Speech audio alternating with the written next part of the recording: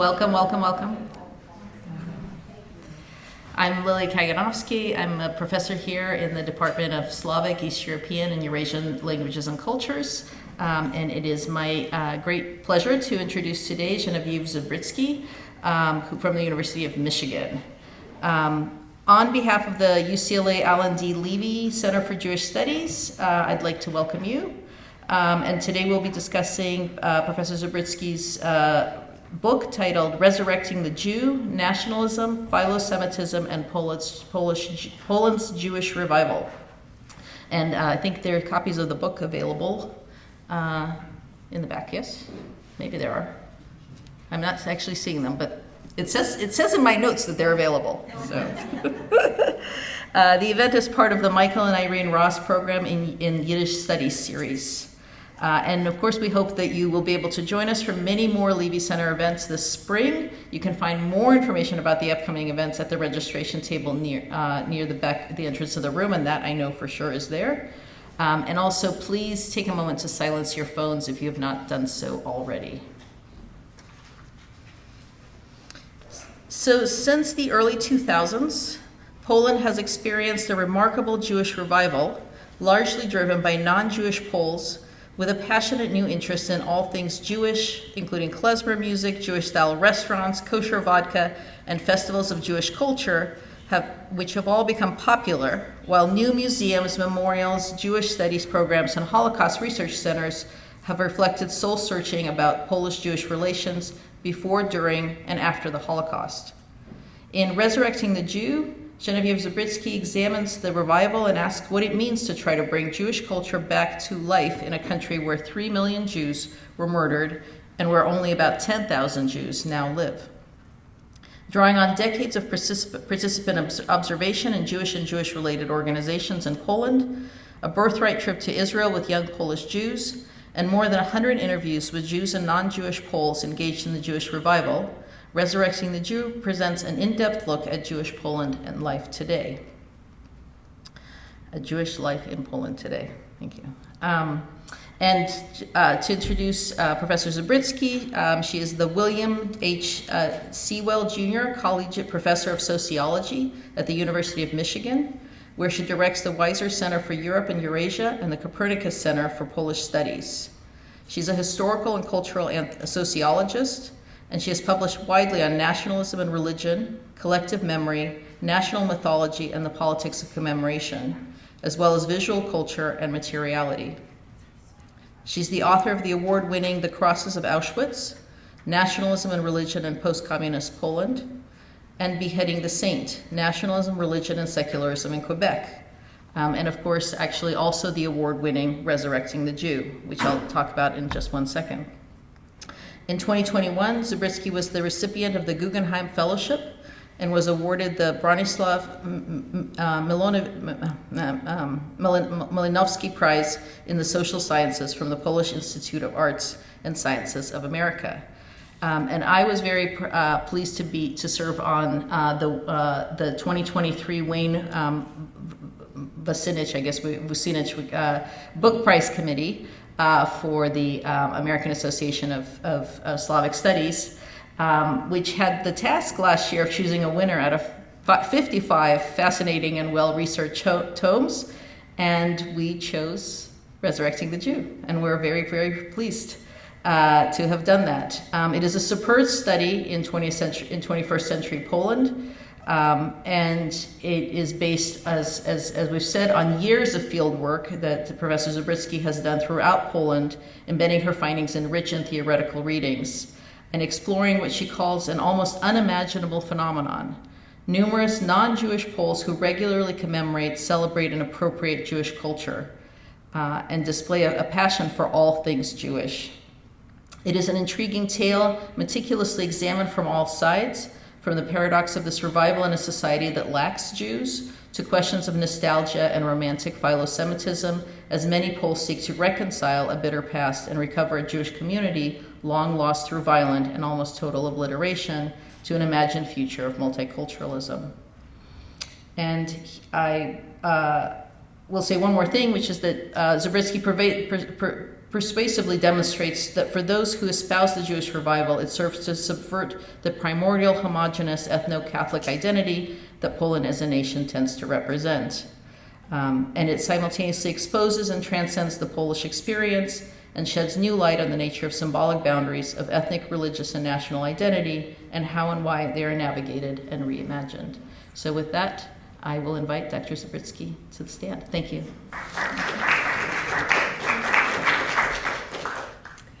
Thank you so much, Lilya, for the kind introduction and for the invitation to present the book. I will start by defining what is a Jewish revival, especially in a place where there are very few Jews. So what we would consider the revival, what gets lumped together, is actually two phenomena. One is the renewal of Jewish communal life that started after the fall of communism. And the other one is the interest of non-Jewish Poles in all things Jewish and their efforts at resurrecting Jewish culture. And the book is on both phenomena, although it does tend to focus on non-Jews' attempt at resurrecting, bringing back to life Jewish culture, simply because basically, you can't have 40 festivals of Jewish culture if you have only 10,000 Jews, right? Most of these initiatives, cultural initiatives, are carried by and for non-Jews. However, it does provide a context where people who have Jewish origins that they are just rediscovering can actually reappropriate Jewish culture, Jewishness, and sometimes also Judaism. So that's what I'll be talking about in these brief 20 to 25 minutes. I was asked to present the book so that we can have a broader conversation afterwards. But I want to say something about the numbers of Jews in Poland, because this is something that's very contested, and that's going to be also providing the necessary context for understanding the phenomenon. So prior to World War II, there were approximately 3.5 million Jews in what was then Poland, which included large territories that is now constituted by Western Ukraine, Belarus, and Lithuania. And 90% of Polish Jewry was exterminated in the Shoah. Those who survived either by going east to the Soviet Union or remaining in Poland under Aryan papers. And of survivors, many decided to not return to Poland. Some decided to return to their hometowns and were very often met with violent reprisals, so physical violence, death, and harassment. So many of Jews who survived Poland then afterwards decided between 1945 and 1948 to leave Poland. Then in 1968 and 69 there was a series of anti-Semitic and anti-Zionist purges where 20,000 Polish Jews were expelled from Poland, came to North America, Canada, the US. A lot went to Scandinavian countries, some others to England and France. Which means that during the communist period, there were actually very few Jews, especially in the 1970s and 80s. And numbers then were estimated to be, fewer than 2,000. After 1989, these numbers start slowly to rise. And they start slowly to rise not because of immigration. So for example, Germany had also a small Jewish community. After the fall of the Soviet Union, a lot of Soviet Jews immigrate to Germany, and the Jewish community is revitalized by that. Then you have Israelis who left Israel to go primarily to Berlin, live there, and that's also revitalizing the Jewish community in Germany.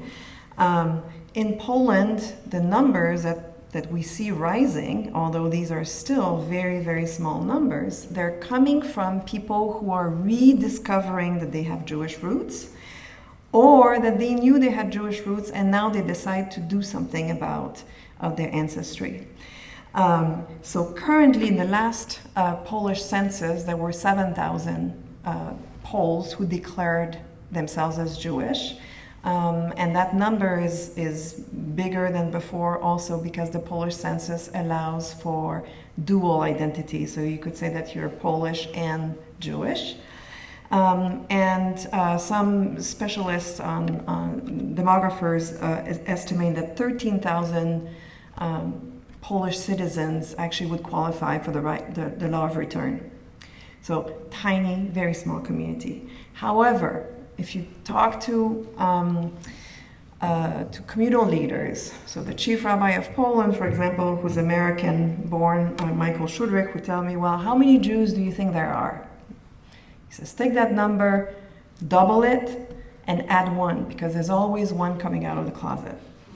And this is the situation in Poland now, that people actually might discover by chance or by deathbed confession that they have Jewish roots, and then may decide to act upon those roots.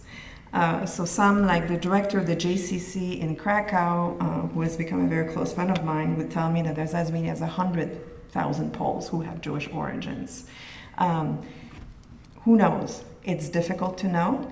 And it's difficult to know because a lot of those who survived by hiding their origins to their spouses, to their children, and it very often is by accident, by chance, or by very determined research by grandchildren that people find that they have Jewish origins. But the potential for growth is there, and this is what a lot of Jewish organizations are doing, and this is where I did my field work in different Jewish communities, primarily in Krakow, but also in Warsaw, in Wrocław, Lublin. However, what we see, you might read about the Jewish revival, it's about the festivals, it's about the kosher vodka. Yes, I know kosher vodka does not exist, so that's interesting. Why is vodka sold as kosher? Because it's Jewish, right? And then there's all sorts of magical properties associated with that, including the most important one is that you can drink it and not have a hangover the following day.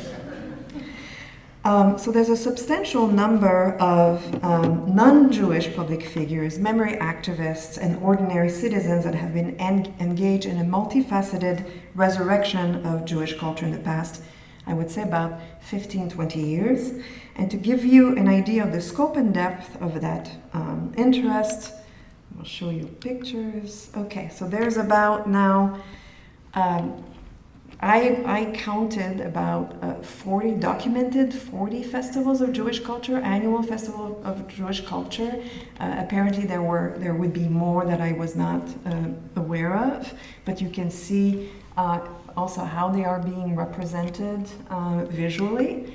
But here's something that's interesting. So I decided to map those because very often when I was presenting my research, people would say, well, yeah, it's a bunch of hipsters in Warsaw and Krakow who are doing this. But actually, if you look at the map, you see the first and most important festival of Jewish culture in Krakow, which is the largest Jewish festival in the world, actually started in 1988. In the 1990s, it expands mostly over what was previously Galicia, where there were large Jewish population, in Wrocław, which was before the war German and was acquired by Poland when they lost their eastern territories. But it's really in the 2010s that it starts spreading, and what this is showing is the timing of growth, not of the origin, but really the period of growth. And I want you I want to bring your attention to the fact that this is not just an urban cosmopolitan phenomenon. It is spread widely, primarily in southern Poland, because this is where there were large Jewish populations, and it's in big cities, in towns, and in former Szczetlach. So you can see here, and then the size of the dots represents the size of the festival, and the different colors also, whether they are new or continuing, ongoing. In addition to festivals, what you can see also is the interest in Jewish culture in everyday life. So you have a lot of Jewish restaurants, and by Jewish restaurants, there are more Jewish-themed restaurants than anything else. By decor, because actually Jewish and Polish food are, if you remove the pork, it's quite, potato pancakes remain potato pancakes regardless of what you call them. So very similar, and people will, because of the decor and because of the cachet that a restaurant that's creating a Jewish atmosphere has, and people might pay more to be eating Jewish food or Polish food in a Jewish restaurant. Look at the Restauracja there, Klezmer Hoys. What you see is that it's transliterated also the Chulent and the Hamantashe, Haraset in Polish. It's transliterated so that it can read and be pronounced in Polish. These are restaurants that are aimed at Polish customers. Bookshops, however, for everyone. So you have all sorts of commercial enterprises, but also important memorial enterprises. So lots of, more than half a dozen museums that were created in the last 15 years, and several more exhibits were created in existing museums. So the Polin Museum of the History of Polish Jews is the most significant initiative, but you also have the Galicia Museum on contemporary Jewish life in Poland, that's in Kraków. Schindler's factory, in the actual factory, is also an important museum about the Holocaust, and the Ghetto's Eagle Pharmacy in Kraków, to just name a few, as well as several memorials and memory spaces that were created. So the picture on the left is showing one of the only remaining blocks from the former ghetto, Ulica Próżna. And while the buildings were being renovated, they were marked as Jewish so that people could notice that they were Jewish and not just anonymous ruins. Since I took that picture in 2010, both buildings have been renovated and only have a plaque that they were Jewish, and it's a shame. One is called Le Palais. So, I mean, actually, a further erasure, actually, of the Jewish history of that block. But an important commemorative practice that was created by the Polin Museum to continue an important tradition of Jewish survivors after the war, of laying a wreath on April 19th, which is the beginning of the ghetto, the Warsaw Ghetto Uprising. And the symbol of the uprising and of the commemoration is the yellow daffodil, because Marek Edelman, who was for a long time the lone surviving leader of the uprising, on April 19th would receive an anonymous bouquet of yellow daffodils. He never knew who was sending it to him. And after his death, people continued to bring yellow daffodils. And then a memento was created, which by some mistake of confection, of fabrication of the daffodil, the glue was defective. Actually, it opens, and it so happens that it opens into a star. And people started wearing that star. So that's a sign of performative solidarity, commemorative.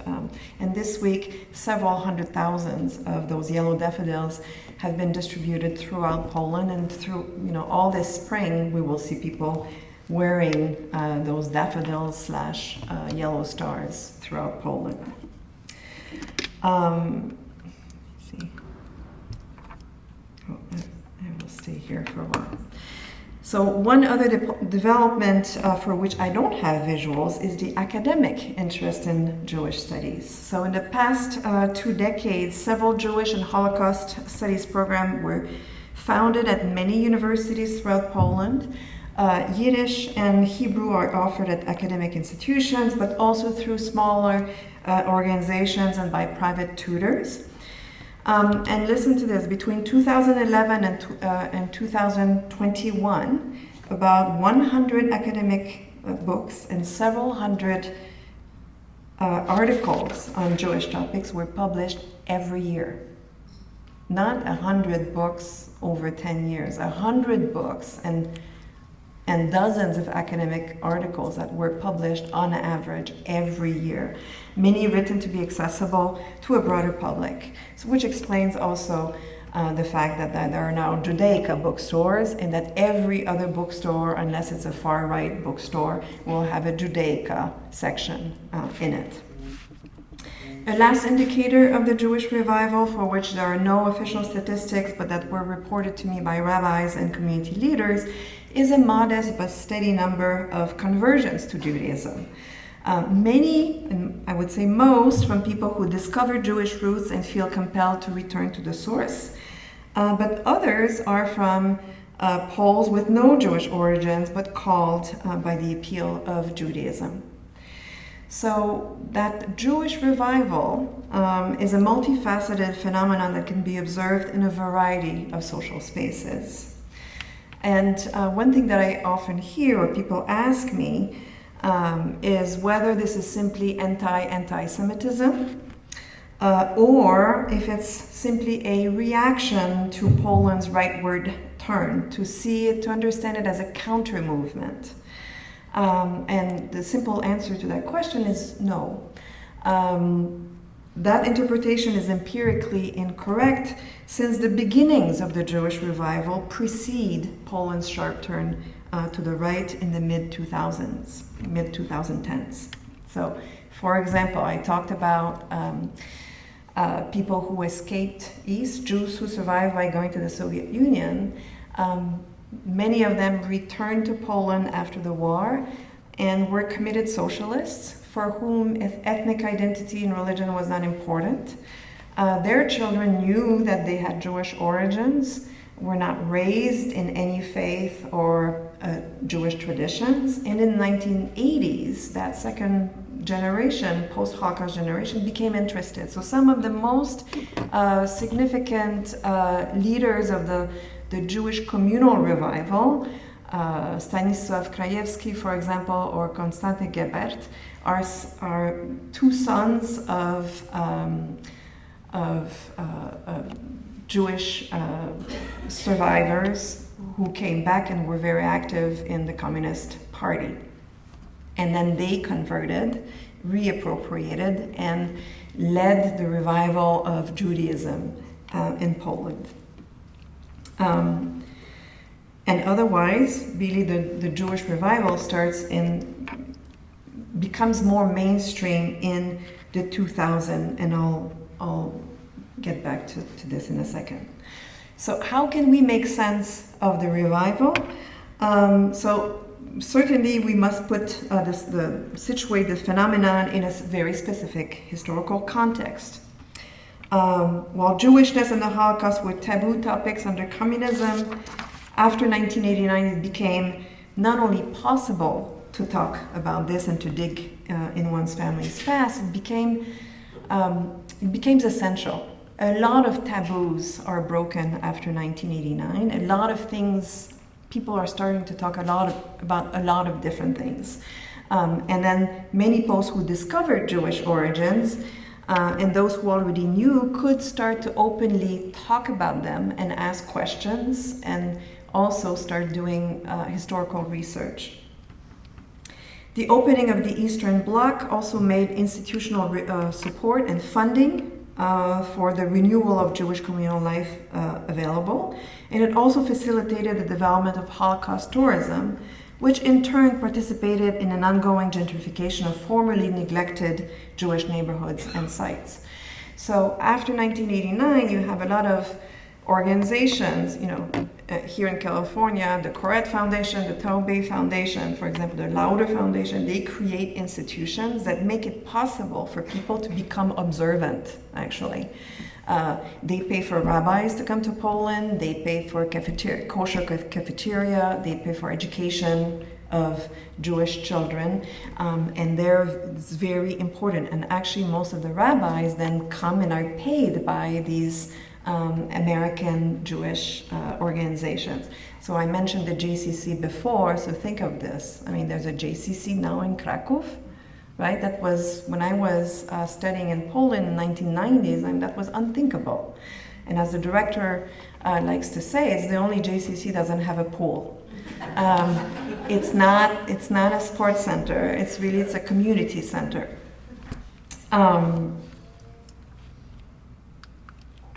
Holocaust tourism, Schindler's List is extremely important for that. It's important for Poles who, because Spielberg shot the film on location in Krakow, I was there during that time, like over more than 6 months.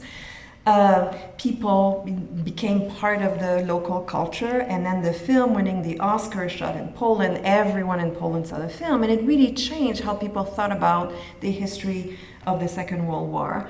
And now also you have an influx of tourists from the West and the East who come to Poland and want to see basically where Schindler's List was shot. So there's a blurriness between actually the film and the actual history, but that's for another topic.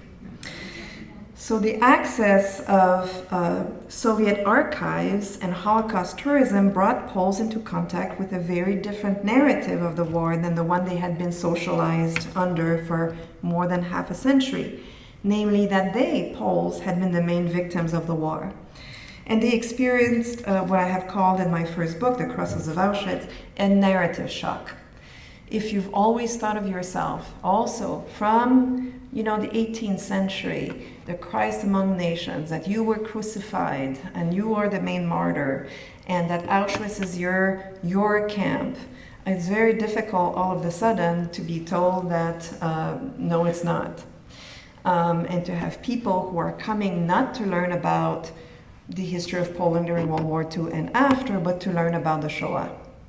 And it led to a lot of tensions because it created a disjuncture in how Poles remembered World War II and how they thought about themselves. In 2000, however, with Jan Gross's publication of his book Neighbors, The Destruction of the Jewish Community in the Jedwabne, Poles experienced another shockwave, discovering their own role in the Holocaust, leading to what is perhaps the most significant transformation in historical consciousness and collective memory in the past several decades, initiating a process of national demystification on the one hand and denial on the other. And there I cannot overemphasize the importance of that book in changing the Polish landscape. It really changed history, it made history, that book. And you could think of Poland as before Neighbors and after. So after the publication of that book, this huge reckoning with Polish participation in the Holocaust, and then basically you have two camps. One will engage in denial, denying that this happened, attacking Gross over his methods and interpretations of the archives. And another group that actually wants to really understand the past. Younger people who were in their 20s and 30s, realizing not only the horror of what Poles did in that pogrom and other pogroms that were occurring throughout Eastern Poland as the German army was pushing back the Soviets. And they become really interested in understanding, first of all, they're shocked that there were Jews there. Many people did not know. And all of a sudden they hear about this small town that's 100% Polish now, and that was probably 80% or so during the war. And then they look at their own towns and, oh my gosh, 60, 70, 80%. And all of southern eastern Poland, the small towns were primarily, or at least half Jewish. And this comes to a realization that many Poles basically did not have. They become critical of institutions that were responsible for not imparting that knowledge to them, and they want to start to really understand what their ancestors, their grandparents, may have done to Jews. And they are key. They are the key activists who start really working on behalf of Jewish memory. So this is the specific context in which the Jewish revival is taking place, which explains some of its timing and scope, for sure. But when I started the research, formal research for this project started in 2010, but I had spent many years for my doctoral research, and even before when I was learning Polish in the 1990s, I had seen the beginning of the Jewish revival, the first festival in Krakow, debates in very specialized press, left-leaning, open, in the Catholic press, a lot about anti-Semitism. But when I returned after a 4-year absence from Poland in 2010, and I see the JCC and the Festival of Jewish Culture is 10 days long and there's 40,000 people, it's like, oh my gosh, there's something going on here. And that's when I started really digging to understand where it was and why people were so deeply engaged in recreating Jewish culture and consuming Jewish culture. So to make sense of this I skipped. 2004, also Poland joins the EU, which is also very important because there's money that becomes available to create all sorts of civic organizations that are focused on minorities, etc. However, the EU funds most of the grants are seed grants.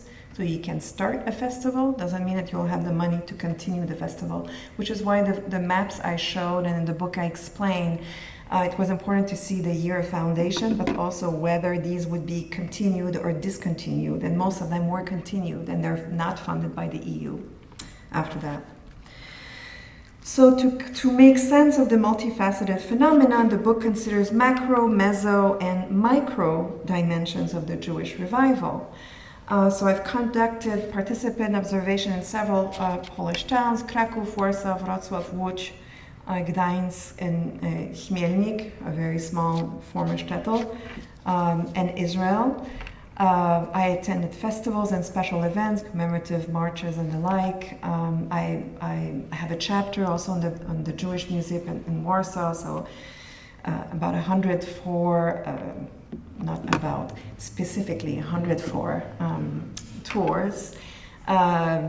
Photographs documented monuments and cityscapes, and also how people apprehend and how they act around those. And a lot of my field work within the Jewish community were in JCC Kraków, also in Warsaw, to a certain extent in Wrocław. And I also accompanied young Poles to Israel for a life-changing trip to Israel, where I discovered myself Israel through the eyes of these young people on that very specific trip.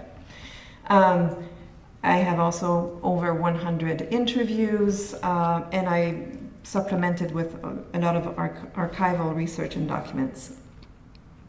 So analyzing Jewish-centered initiatives sponsored by state institutions or NGOs, by analyzing civic projects and everyday practices of ordinary citizens, provided me with a view of the production of the Jewish cultural revival, as well as its consumption and recreation by participants.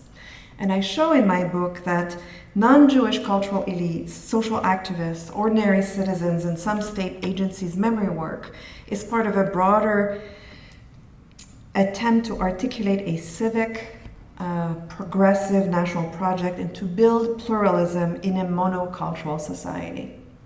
And it is a challenge. How do you build multiculturalism, which is becoming a norm of modern Western democracies in a society that is 95% ethnically Polish and over 90% Catholic? And so what I'm showing is that they're building a symbolic multiculturalism primarily around Jews.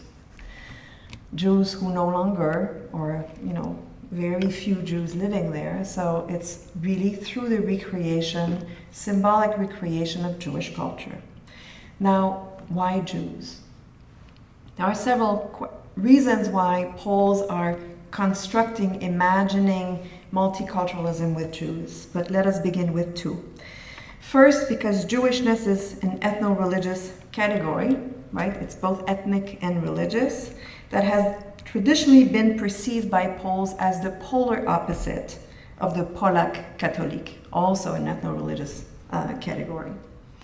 Second reason is that because Western-style capitalism, socialism, and cosmopolitanism are specifically associated with Jewishness. So, as Jewishness is a symbol standing for these, Poland is said by the right to be ruled by Jews, quote unquote, by symbolic Jews who must be neutralized. Hence the anti-Semitism in a country with virtually or very few Jews.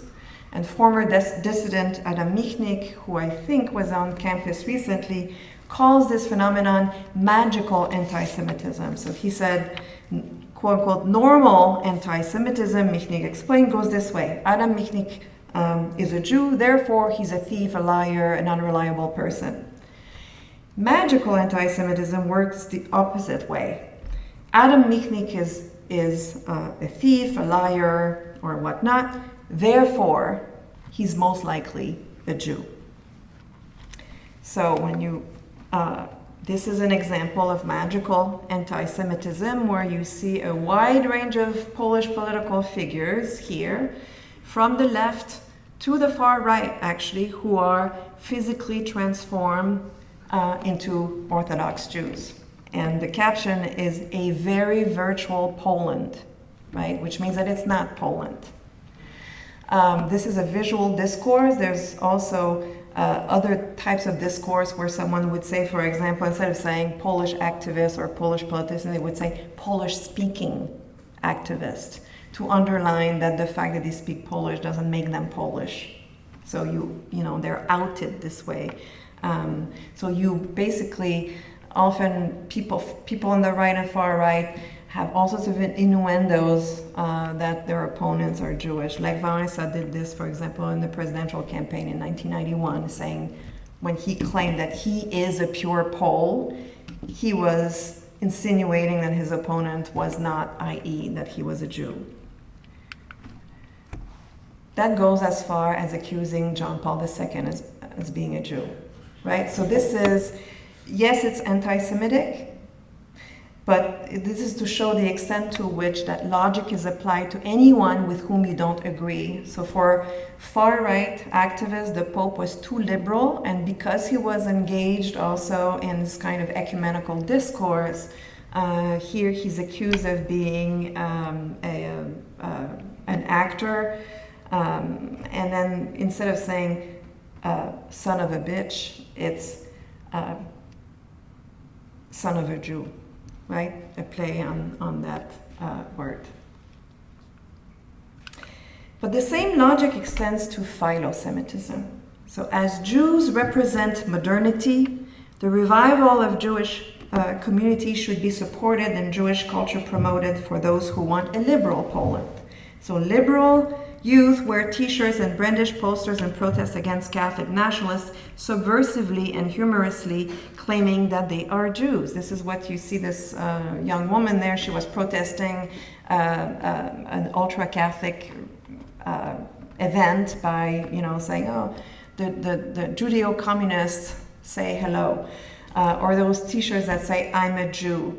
So that was a campaign where people could buy this, or they could say something, I don't want children, or I'm gay. So basically, it's a subversive act to take on identities that are against a Catholic version of nationalism, or You had me at shalom. And it's interesting to see that from the hair and the skin tone, this is also an ethnic minority, so that Jewishness gets basically folded in all sorts of issues that have to do with liberal politics, secularism, and multiculturalism. My interviews with key cultural entrepreneurs and numerous non-Jewish activists show that their promotion of Jewish culture is part of their attempt to counter the monopoly of the Catholic Rite over the definition of Polishness and expand what it means to be Polish. As Janusz Makuch, who's the co-founder and director of Krakow's famous Festival of Jewish Culture, told me in one of our conversations, Kraków was always a multicultural place where cultural pluralism was often very obvious. However, this national monotheism, religious monotheism that was created after the Second World War is scorching me, it's hurting me.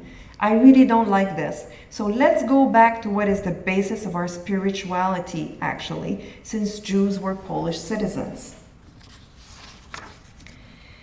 Since Jews were Polish citizens.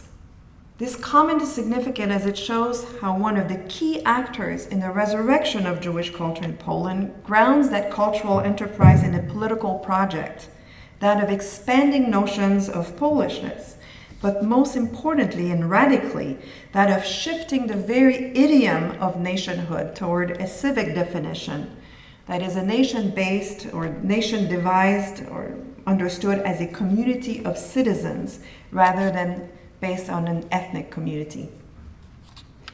Consider also what Anya, a non-Jewish 30-something art historian who dances in a Jewish dance group. So she told me, on the one hand, Jewish culture is, let's say, Oriental. But on the other hand, because it developed in Poland, in spite of everything, it's somehow very much tied with Poland, yes? It's kind of an exotic element in our environment. It's not something like Swahili somewhere far in Africa, but rather something that is different from Polish culture, yet at the same time related to it, inseparable from it even. So a third reason why expansions of national identity are articulated around Jews and Jewish culture more specifically is that Jews, unlike Ukrainians, which is a large, especially since a full-scale invasion in 2022, Ukrainians are a large minority in Poland today. Ukrainians are too similar to Poles. And the other option would be the Vietnamese, kind of like Swahili or Africans. They're too different. So the Vietnamese is the largest visible minority in Poland. They're all in Warsaw. No one is celebrating Vietnamese culture. They're too different to be made part of a new way of thinking about Poland. So Jews are both exotic and somewhat indigenous. They're different enough, yet were nourished from the Polish soil and grew on these lands, as another interviewer told me. Jewishness is thus other and ours, comments made by countless interviewees. So in that sense, they are the perfect indigenous other. The large number of Jews who settle in Poland also becomes key for a Polish civic narrative. Another thing that I heard on and on and on is, something like along the lines, when Jews were being kicked out of Southern and Western Europe, King Kazimierz the Great was welcoming them in Poland. And that narrative is very important because embracing that narrative and elements of Jewish culture becomes a way to plausibly demonstrate that Poles were actually European avant la lettre. They are more European than Europeans since Poland welcomed Jewish refugees centuries ago. So Poland's Jewish past also provides plenty of cultural material to articulate an alternative national discourse, which is presented as Poland's true essence, its authentic multicultural self. So Ula here explained to me that she wanted to learn about Jews and Jewish culture to better know herself as a Pole. And she says, well, basically there's been a Jewish presence in our country, she says, u nas, so that's important too. I can't explain it.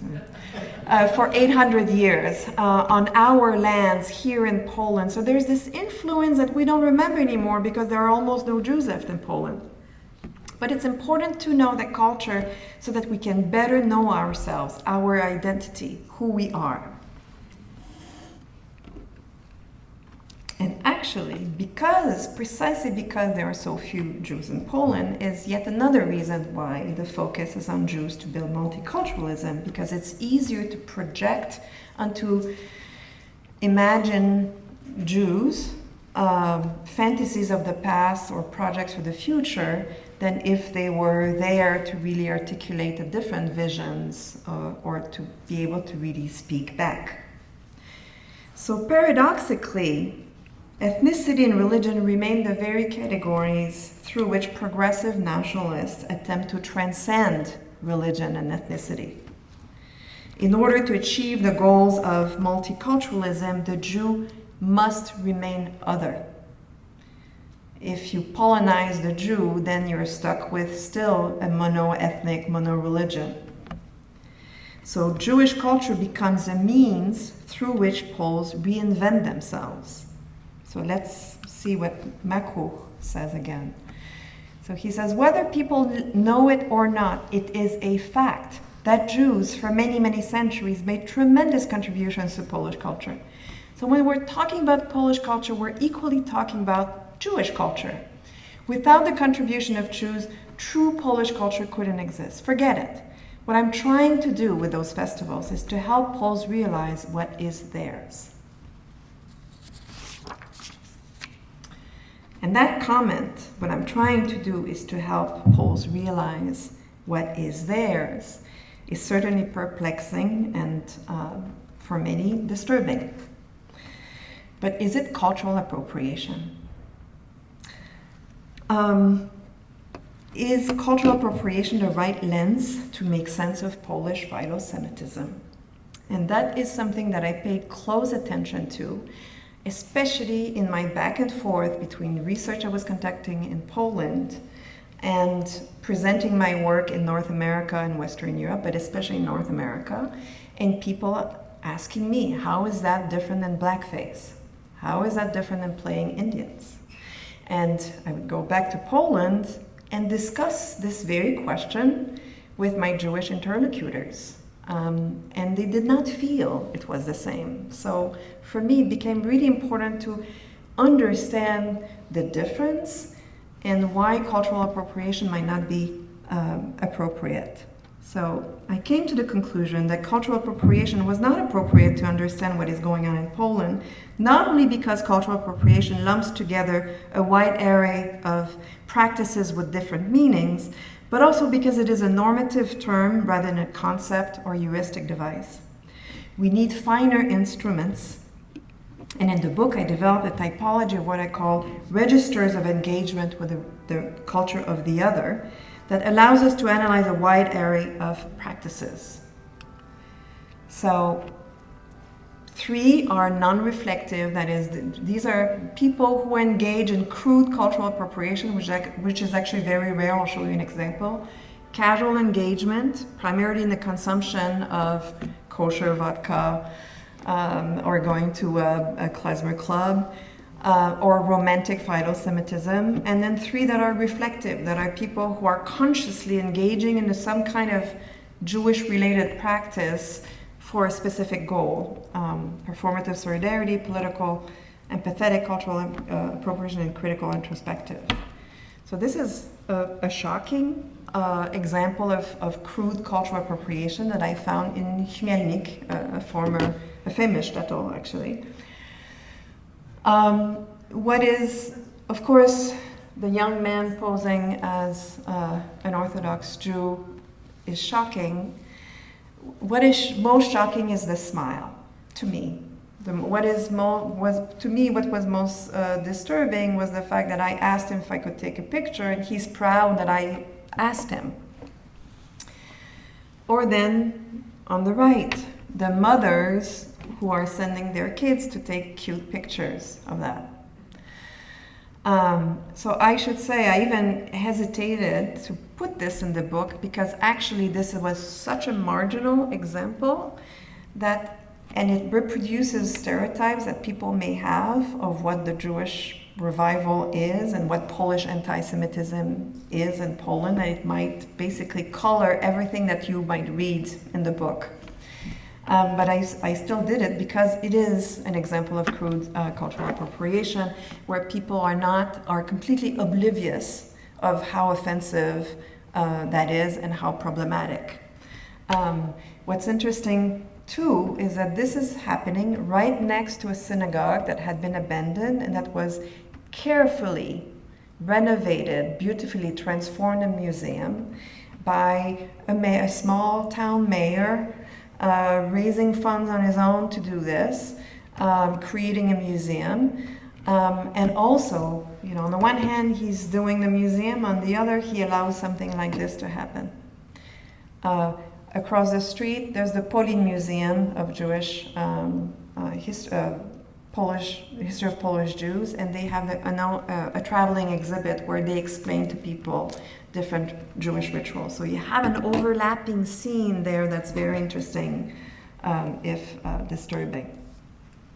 Casual engagement, primarily around consumption, people going to jazz klezmer clubs, basically, or see you have examples of kosher vodka there, obviously consumed by and marketed toward non-Jews, anatevka, all of the stereotypes that you can have of Jews, and celebrating Jewish culture through music. Romantic Philosemitism is interesting. I can't really go into it here, but that was a project initiated by this young man who read Jan Gross's book and was so shocked, perturbed by it, that he started wanting to mark Jewish absence throughout Poland and really investigate Polish violence against Jews, but it's still romantic. So a lot of the people who were commenting and posting memories on his website, memories of Jews, were very actually unreflective about how they were talking about Jews they supposedly missed. I have a chapter on that.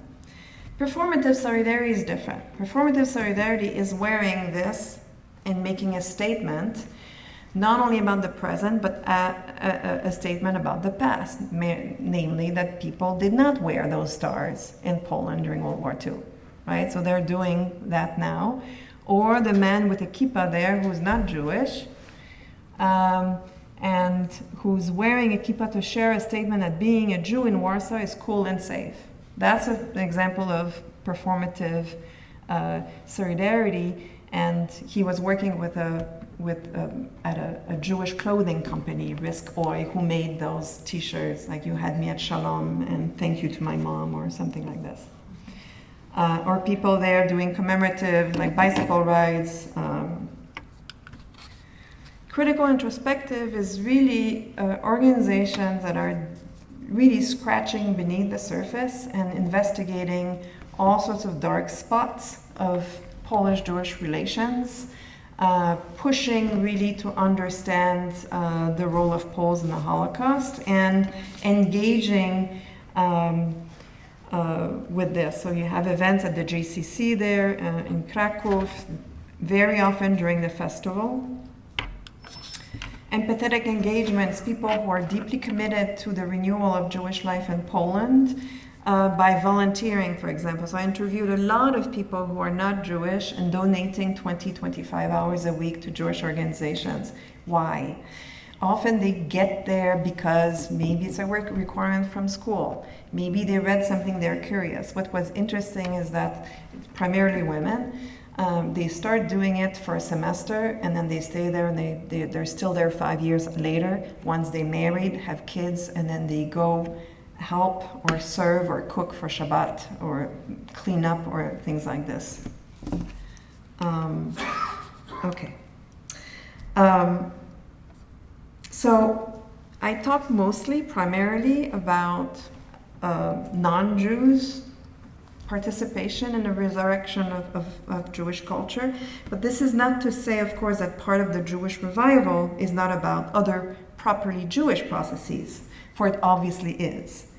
And I address it throughout the book, and especially in a chapter on the reconstruction of Jewish identity in contemporary Poland and the difficult process of cultural reappropriation 80 years after the Holocaust. How do you become Jewish when, after the Holocaust, when there are very few, and for more than 70 years were no working Jewish institution per se, or those who were working were controlled by the socialist state? How do you become Jewish if you are baptized and a practicing and believing Catholic? It's a long process and it's complicated. And actually, non-Jewish Poles' fascination with Jewish culture provides a social environment conducive to identity recovery. And it provides a space for deepening of faith and communal growth. You won't knock if you find paperwork in your attic, that shows that your grandmother's maiden name is, I don't know what, let's say Jewish-sounding name in the Polish case. What do you do with that? You're not going to go meet the chief rabbi of Poland. You might go to the Jewish festival. However, you might go to the JCC. You might go to bookstores and get a few books and start reading. You might take a class at the university. This is how it starts. And so the social stigma that is removed from Jewishness and the reframing of Jewishness in progressive liberal milieu is really helping actually people who discover Jewish origins to somehow reacquaint themselves, first of all, to accept that fact instead of rejecting it, and to try to understand what it is. The festival itself is a good example. This is a photo I took in 2010 of a wedding of a couple, not so young if you look at the groom, not so young couple who had been married for several years, who discovered that they both had Jewish origins and decided to convert and get married again as Jews. And they decided to do it in Krakow during the festival because they knew there would be a large community to accompany them in that. So this is a Jewish event during the festival, and at the festival also, all Jews of Poland basically go to Krakow during the festival, and a lot of people from the 1968 purges who immigrated come back also in that period. This is, I think that's a Passover, that's a Seder. What you see there also is JCC providing, if you've never celebrated a Passover Seder, you don't know what to do. You don't know, there's no ritual, and you may not have anyone to celebrate with. So you celebrate with other people who are like you, individuals without a community, and you learn the ritual in a community. All the young women that you see standing are actually non-Jews then who participate by serving and cleaning during that. Or the birthright trip. That was interesting to see because many of those people were the grandchildren of one Jewish ancestor and then decided to kind of see what that was all about. I can talk about that photo that's interesting at Yad Vashem, where the young woman in red actually had one Jewish grandmother and another non-Jewish grandmother who had saved a Jew and had a tree at Yad Vashem. So it really captured a lot of the different life stories of Poles in Poland today. Another interesting thing, just as trivia, this is the grandson of Amos Oz, who brought us copies of his grandfather's book, signed copies. So, still, regardless of how progressive a national project may be, there remains a problematic tension in expanding the symbolic boundaries of national identity through the other, as the other, here the Jew, whether real or symbolic, remains malleable at the hands of those who control the category. And so it is a danger, always a danger. And this is something that Polish Jews are also aware of. Thank you.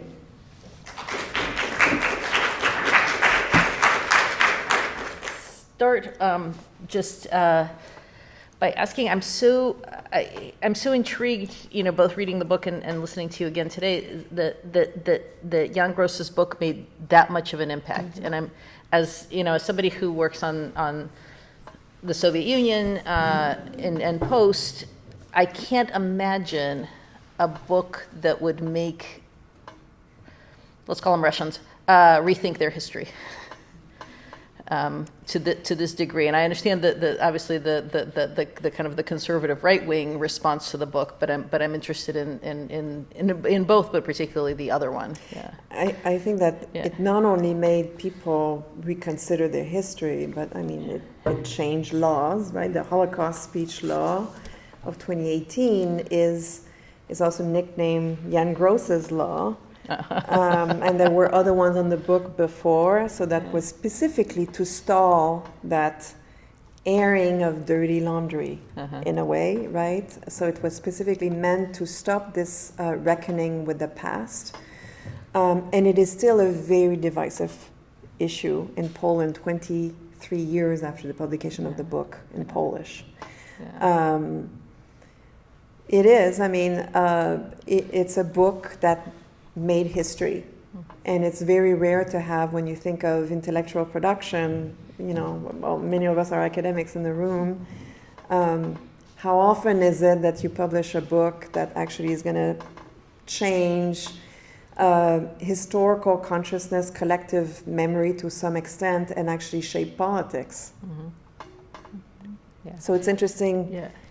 I mean, maybe in Russia it's not possible because there's no free speech in Russia. Well, sure, but even I'm just imagining somebody from the. I think it has to do also with different cultures and memorial cultures, and the way that Russia's been memorializing World War II and their own role in it, which obviously plays a huge difference. But I'm just trying to anything that would be considered an outsider's view, even if it was an insider's view, right? But could be dismissed as an outsider's view. I just can't imagine. Yeah, but. One can hope that maybe something will come along. He is seen very much as an insider. Because he was born in Poland, left in 68 or 69. And he also created it unwillingly. I mean, he created a new school of Holocaust studies where people really started to think about the small Holocaust, all of these pogroms that were happening during World War II all over, collaboration of police, all ways in which Poles collaborated without having collaborated officially. And that's also what makes the memory of World War II so difficult in Poland, unlike Hungary, unlike Ukraine, unlike many other places, France. There was no collaboration in Poland. So it's very difficult for Poles when you think we did not collaborate, and as a result, we were really punished, and we were in concentration camps, and cities were destroyed, etc., to change that narrative. And in a way, I mean, Poland has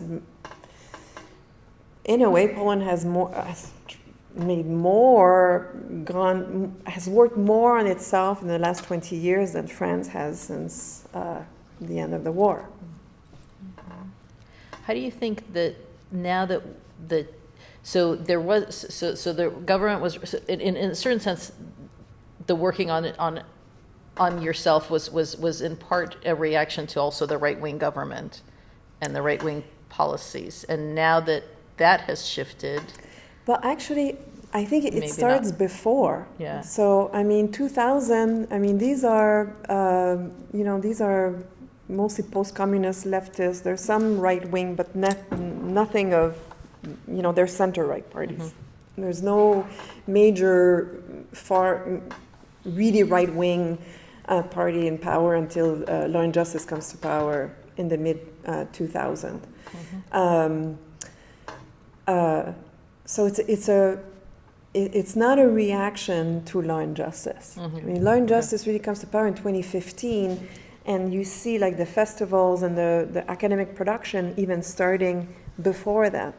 It is, however, I mean, what you're posing is a question now that Poland actually has managed to get rid of them. you know, so What Poland will is like the happen? one hope for Europe. What will happen?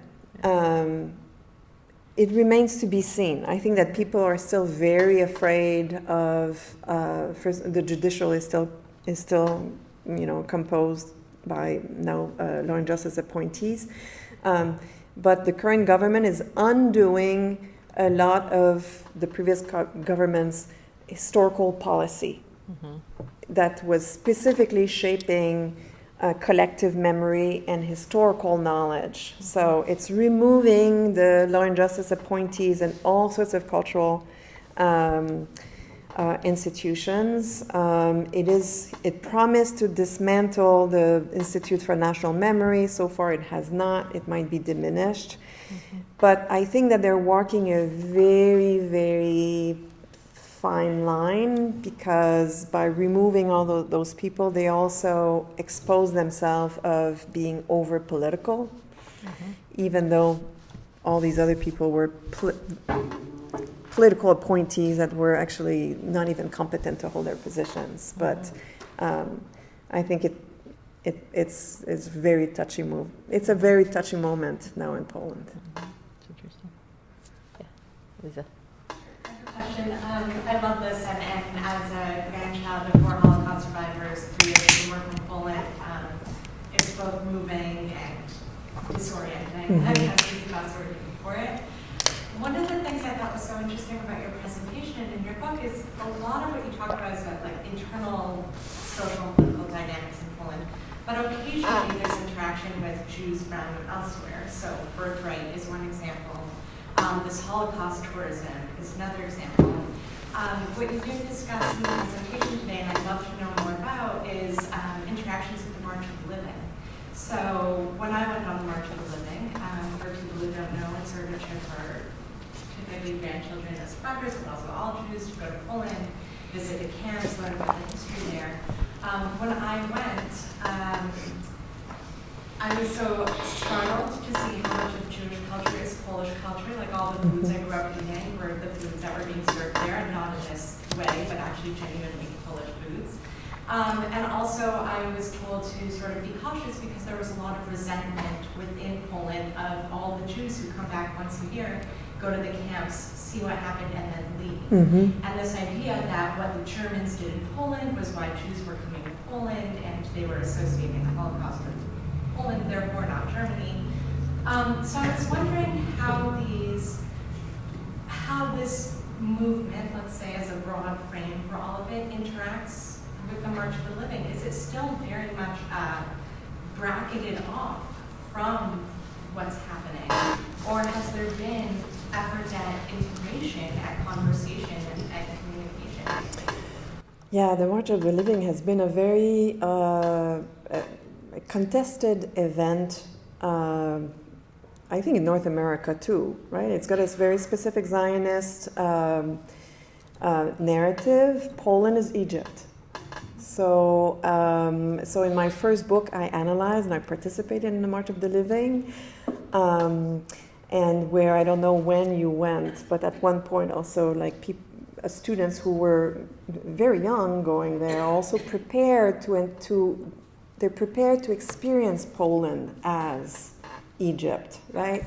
Actually, I think I was 16 years old, and I grew up in Montreal, but I was interviewed by the LA Jewish Journal about this, and I spoke about how disturbing that preparation was. Tomorrow you're going to have the worst day of your life. And I remember going there and feeling proud, because here I was a descendant, and I felt like I was reclaiming it. So it's definitely that narrative, and I know you talk about it in other works.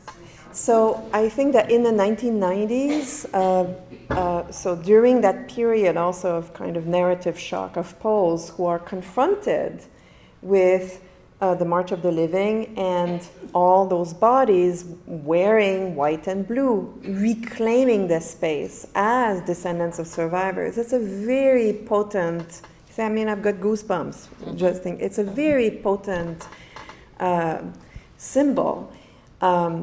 And when they march in Oświęcim, the town, to Brzezinka, where Birkenau is, I mean, it's a very uncomfortable moment because you have this descendants of survivors, and then you have people locals who are not descendants of people from there, who are watching, and they're being watched by people who think that your people did it to me.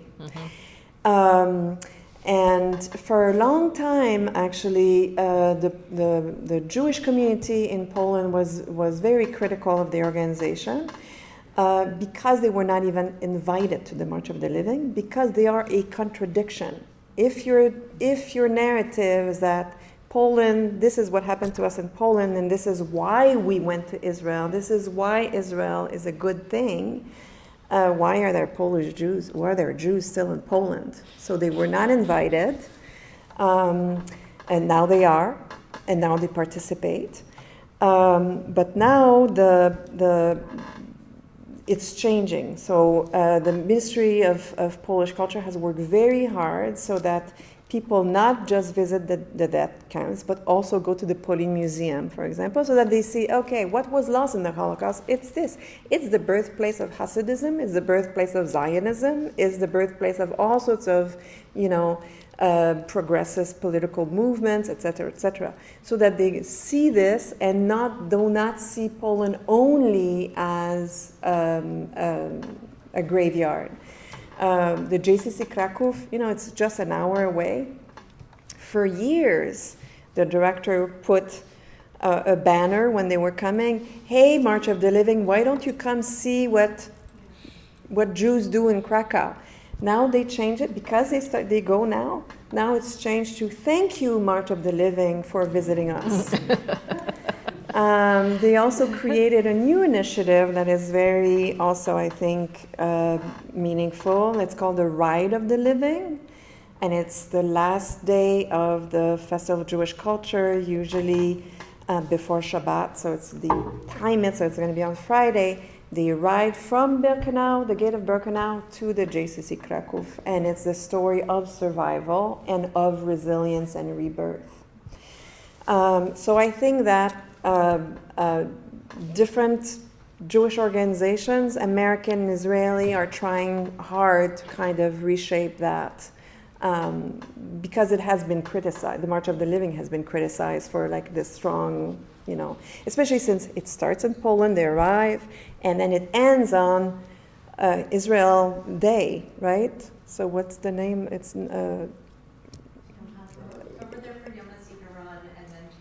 then they arrive in Israel to celebrate the creation of Israel. So it's really that narrative.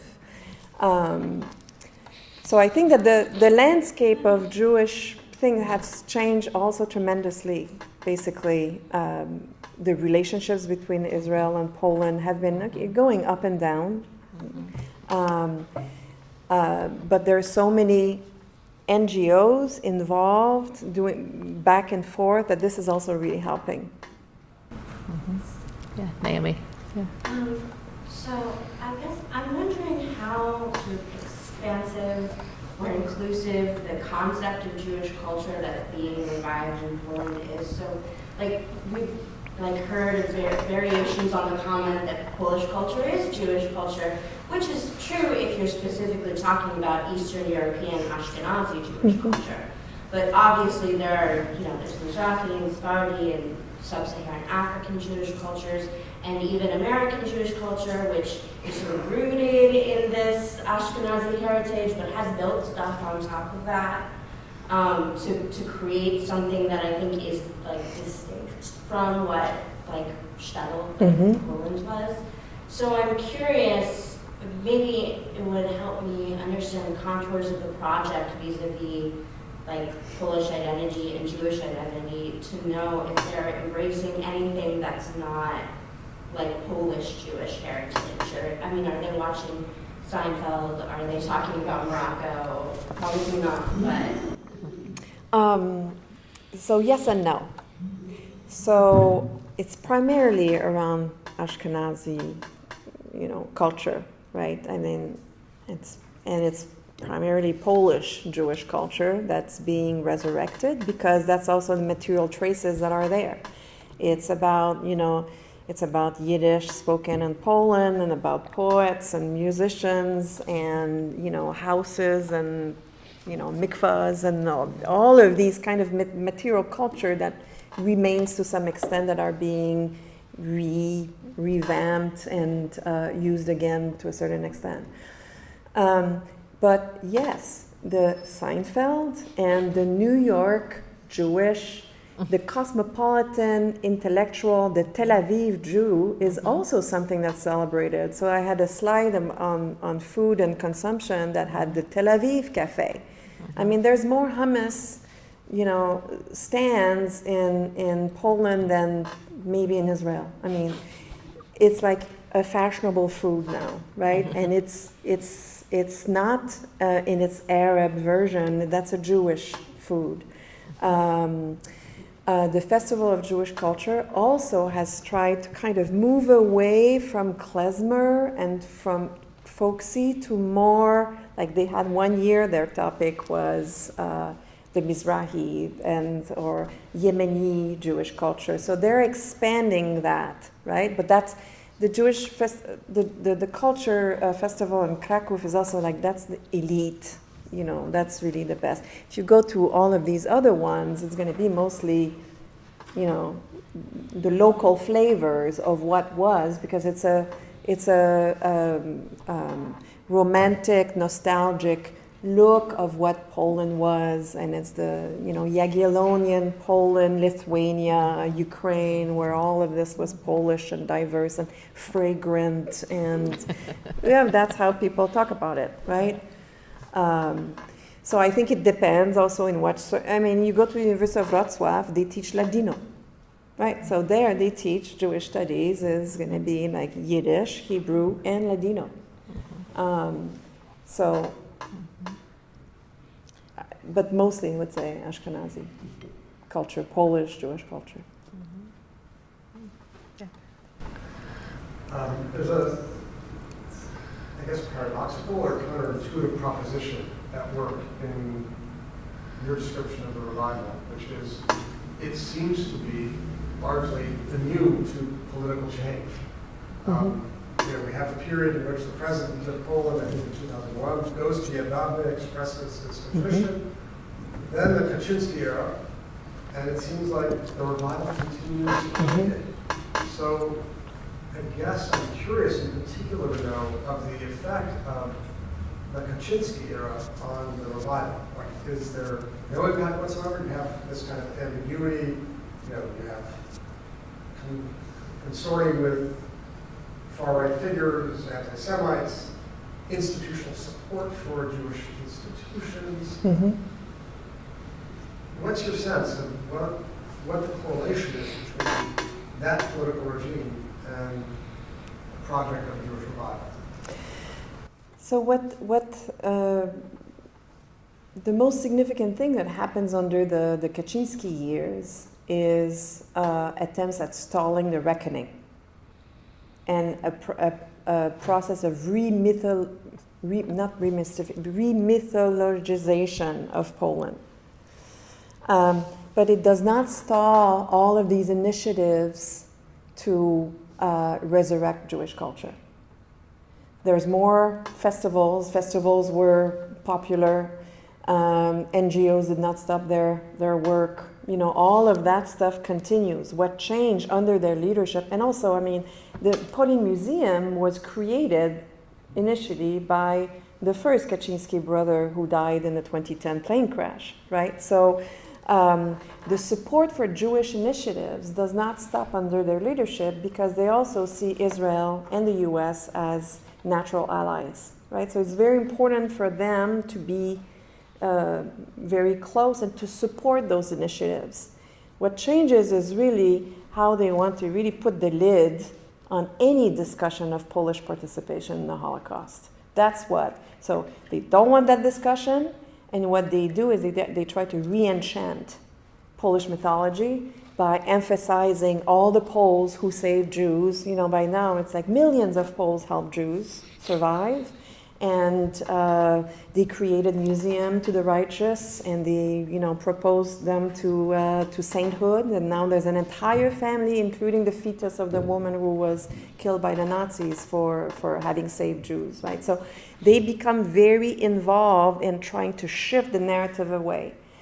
And the danger of, I think, of the Kaczynski years, and also of the Pauline Museum that I try to talk about in the book too, is that on the one hand you have these Jewish revival, these Jewish related activities that don't change, but their signification can be co-opted in a context where you don't talk about the bad stuff also. Mm-hmm. Meaning, okay, the Pauline Museum, when you look at it, you analyze it itself.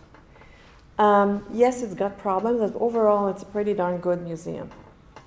If you put it within the context of peace that glorifies the Warsaw Uprising, that glorifies the righteous who helped Jews, who saved Jews, and you also silence any discussion of Polish participation in the Holocaust, the picture you have is Poland welcome all of these Jewish refugees from Western and Southern Europe. For 1,000 years they lived in Poland and they created this and created that, and then the Nazis came, they killed everyone, and after the war we couldn't talk about this because the Soviets were there, right. And now we can really uncover, the great friendship. That's the narrative that can easily be put together, pieced together by right-wingers, and this is what they do. And this is also what school children who might visit, the Pauline Museum, and, the same weekend, the Pauline Museum on 1,000 years of Jewish life, and then the Warsaw Uprising that shows, 400,000, like this is terrible event in Polish life. And then they could go to Auschwitz, and then to the Ulma family, shrine, and they have, here you go, that's a very potent narrative, and using the Jewish revival initiatives to create that. So is it your point, therefore, that that the Jewish cultural revival movement is a right-wing project, or is it a political in ways that make it political? I don't think it's not a right-wing project. By virtue of its co-option, by virtue of its shared romanticization and mythologization of the past. No, I don't think it might be co-opted, but it's not a right-wing project. I mean, because people involved in it are identify as center-left. This is not their project. And this is why also, for example, people involved in the Jewish revival are very wary of a planned museum on the ghetto, for example, right? So, I mean, they're opposing certain Jewish initiative that would specifically fulfill the co-optation of the Jewish revival. So, I don't know if that answers your question, but I mean, I think that's what the danger is, complacency on the part of mostly right-wing people who can mobilize different cultural artifacts and projects that are created by center-left progressive people. And the Pauline Museum is the different directors and all the participants, the scholars who created it, did not create something that was right-wing, right? Mm-hmm. Yeah, go ahead. It's sort of and I think this is sort of what you were said a little bit under your breath there. It's the sort of depoliticized nature of Jewish culture which makes it an object of political struggle, it seems, in a way. Is that? I think it's not depoliticized. I think that anything that has to do with Jewish anything in Poland is political.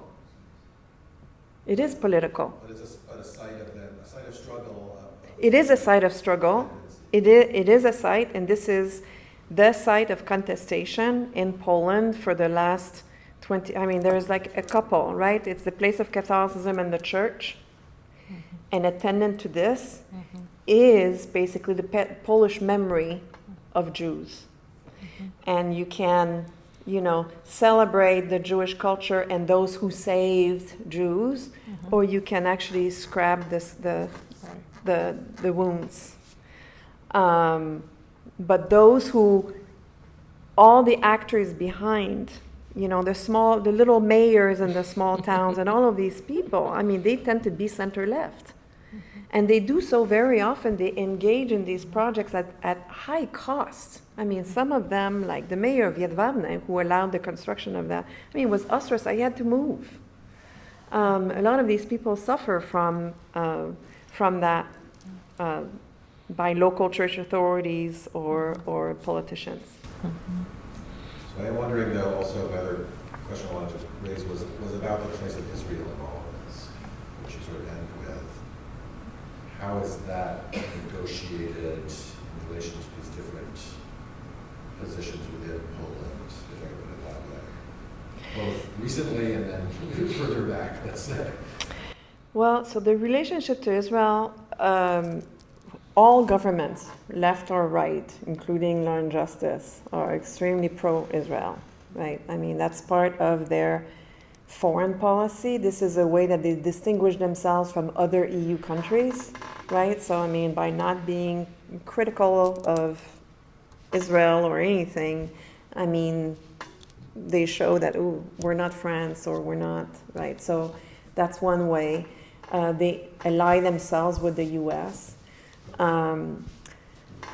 NGOs, so the governments are, except with, there were tensions around the Holocaust law, but actually both prime ministers,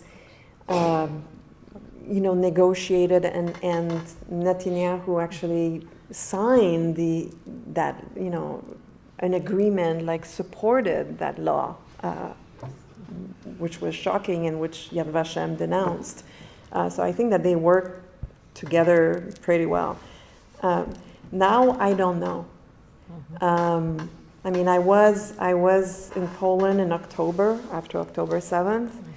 What I saw is Jewish friends in the Jewish community deeply traumatized in a way that was even more significant than it is here, because for them this was, these are scripts that repeat what happened in there exactly, and for them to make specific exit plans, right? So with the war in Ukraine, and then October 7th, all my Jewish friends told me we're looking into, getting citizenship in the US or Canada, or, having cash. I mean, these types of exit plans.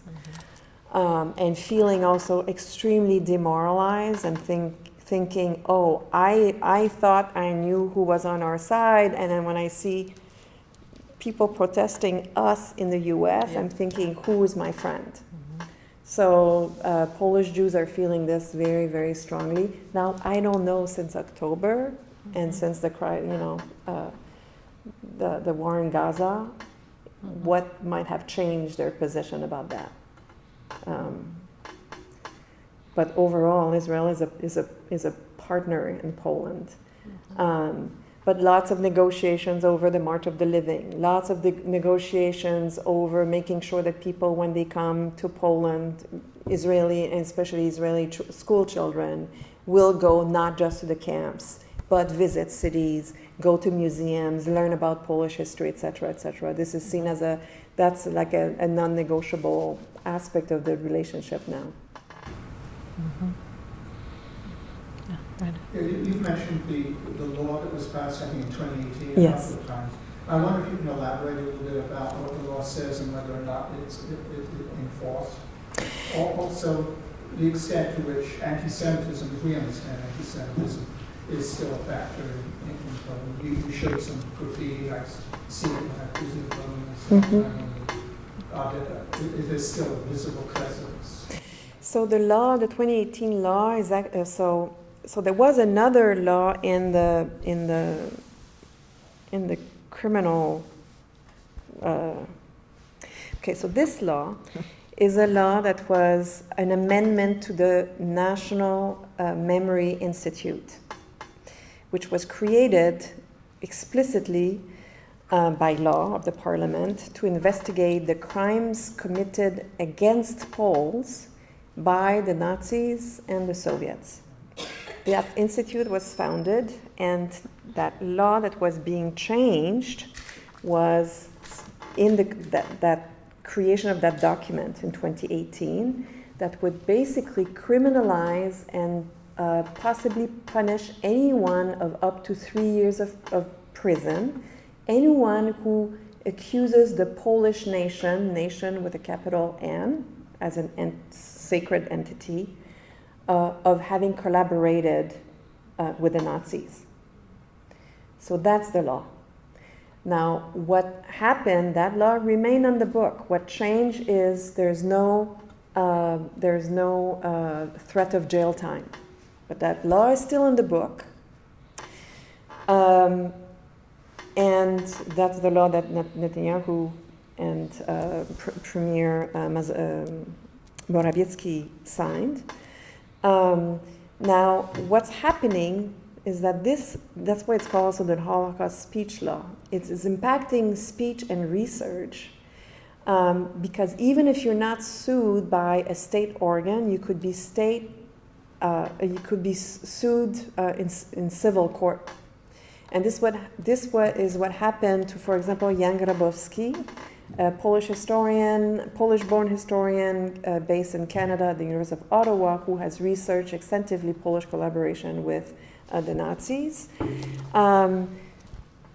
He edited a book with another Polish historian, Dark is the Night, or something like that. And he was sued by the niece of a mayor who would have denounced to the Nazis where Jews were hiding in the forest.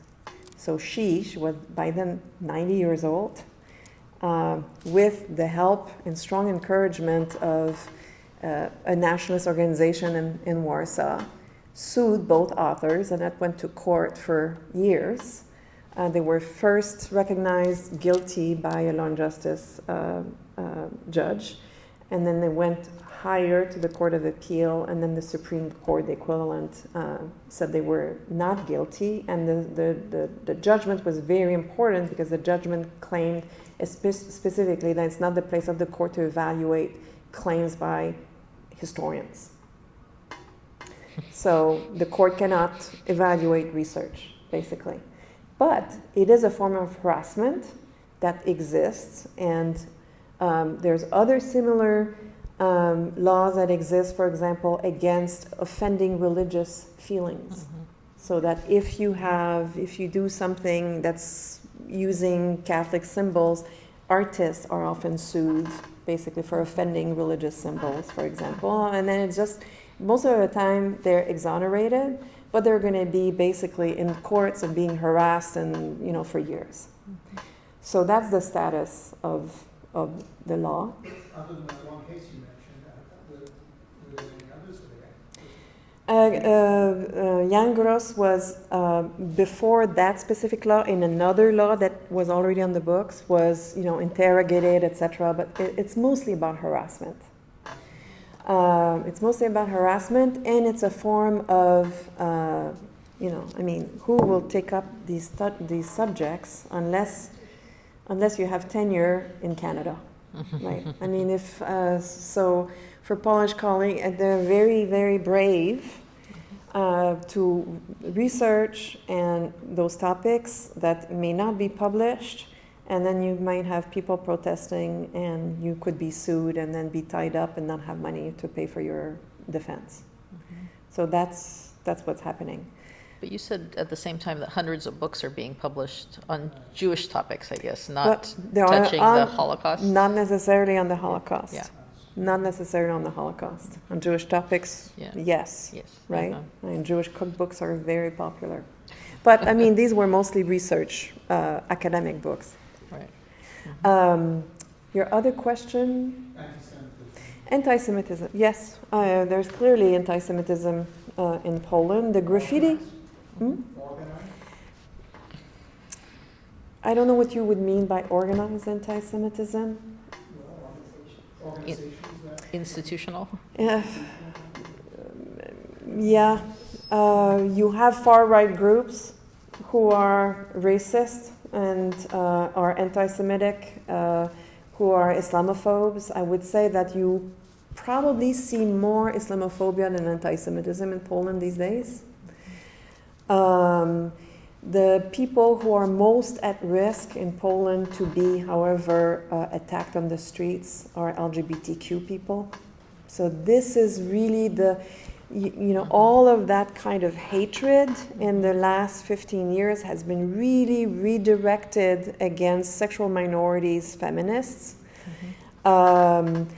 But what's interesting about that is very often, for example, feminists, or gender radicals, they're called, or feminist terrorists are called by the Catholic Church, are being accused of being Jewish. So all of that stuff gets together. Even, for example, during the Syrian refugee crisis, when Poland was asked to take a certain number of Syrian refugees and Poland refused, in Wrocław, there was one of the organized, far-right group who protested the EU, and the EU demands that Poland takes Muslim refugees by burning a Jewish effigy, the effigy of a Jewish man, a Soros or whatever. That represents, again, it's an EU/world conspiracy to invade Poland. So you see that kind of anti-Semitism. There has been some desecration of cemeteries, but also of mosques. There's very few mosques in Poland. They're mostly in eastern Poland. They're Tatar mosques. So yes, it exists. I would not say it's a disproportionate form of sentiment or violence. Although you see this kind of anti-Semitism that occurs, no one accused someone of being Muslim, right? If you accuse someone of something, that person is not, that's Jewish. So this is how you disqualify your opponent. And of course, a lot of the anti-Semitic graffitis in Poland are related to sports and to soccer. So that, you used to have Jewish clubs, and most Poles don't know the origins of their anti-Semitic slurs. They don't know why people accuse X or Y team of being Jewish and then screams horrible things like Jews to the gas, right? That's just something we say to that team. To that team. But I would say, some of my observant Jewish interlocutors, when I ask them about anti-Semitism, they all tell me, Kostek Gebet, for example, often says, I feel much safer as a observant Jew wearing a kippah to walk anywhere in Poland than I do in Paris or London. I'm not afraid here. I am there. That's related to obviously other dynamics, but that's, although now since October 7th, all Jewish sites are protected. The JCC, you used to be able to just go in. Now the gate to the street is closed and guarded with security. I think it's time for us to wrap up, but I do want to say that the books have arrived. The books are here. They are available for purchase. So please let us thank Geneviève once more for a wonderful talk and a really wonderful book. Thank you. Thank you so much for coming.